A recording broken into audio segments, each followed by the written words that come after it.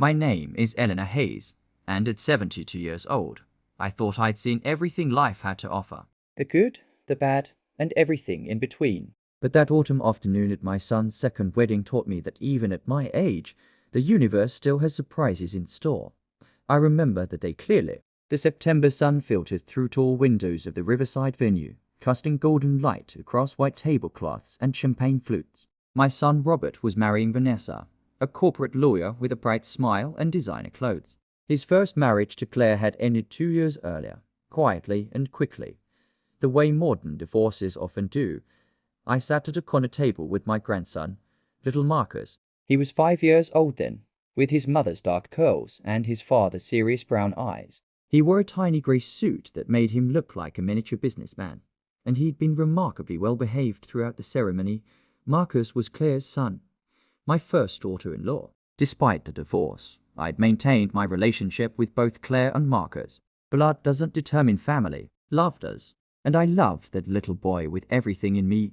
The reception was in full swing. Robert and Vanessa danced their first dance while guests applauded. I smiled and clapped along, though something felt hollow in my chest. Not jealousy exactly, but a kind of sadness I couldn't quite name. Marcus sat beside me, unusually quiet. He'd barely touched his child's plate of chicken tenders and fruit. His small fingers drummed against the tablecloth, and he kept glancing at his father with an expression too old for his years. "You all right, sweetheart?" I asked, brushing a curl from his forehead. He looked up at me with those serious eyes. "Grandma, can I tell you something?" "Of course, honey." "You can tell me anything." He hesitated, then leaned closer. His small hand gripped mine with surprising urgency. "Grandma, I want to leave now." My heart squeezed. Poor thing was probably overwhelmed by all the noise and celebration. "We'll leave soon, I promise, after they cut the cake." "No," his voice trembled slightly. "Now, please." I studied his face more carefully. He wasn't just tired or bored. He looked frightened. "Marcus, what's wrong?" "Did something happen?"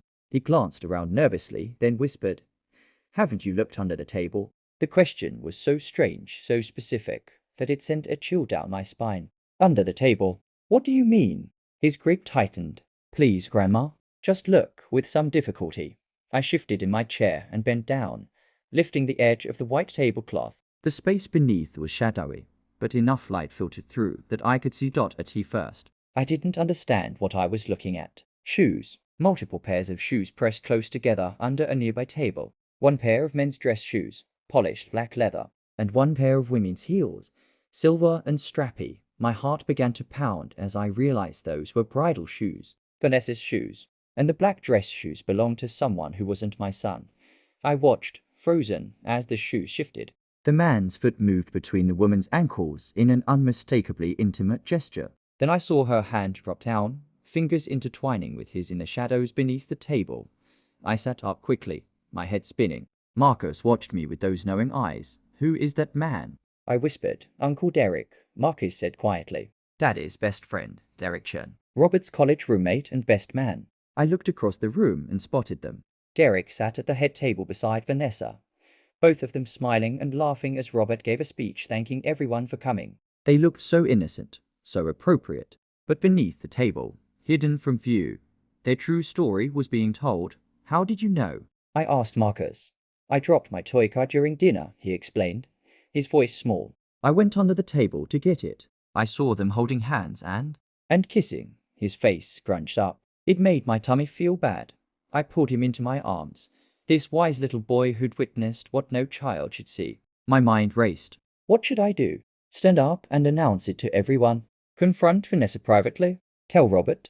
But then another thought occurred to me. A darker, more troubling thought. "Marcus, honey, when was this? When did you see them kissing?" "At the rehearsal dinner yesterday," he said. "And today, before the wedding started?" "I saw them in the hallway, before the wedding." She'd married my son while conducting an affair with his best friend. The betrayal was breathtaking in its cruelty.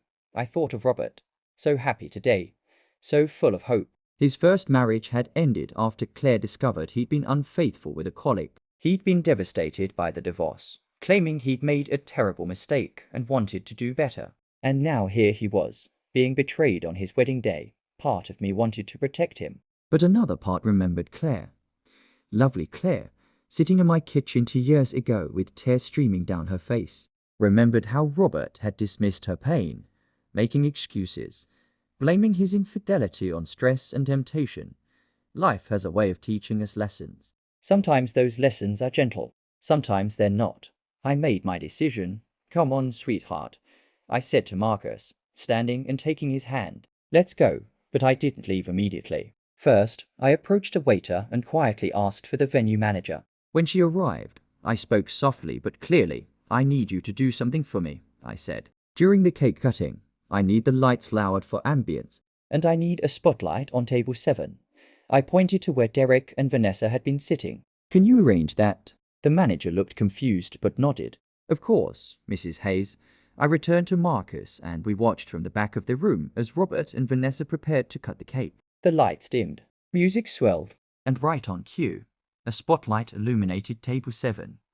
There, caught in the bright light for everyone to see, were Derek and Vanessa's hands clasped together on top of the table. In their distraction with each other, they'd forgotten to hide.